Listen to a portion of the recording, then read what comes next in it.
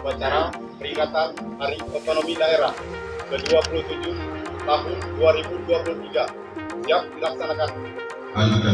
Lanjutkan.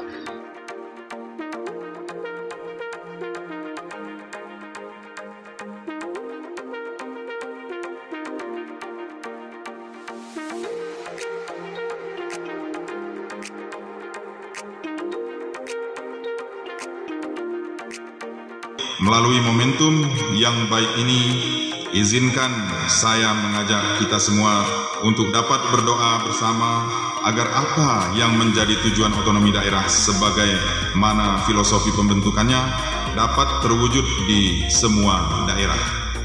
Sekali lagi saya ucapkan selamat memperingati Hari Otonomi Daerah yang ke-27.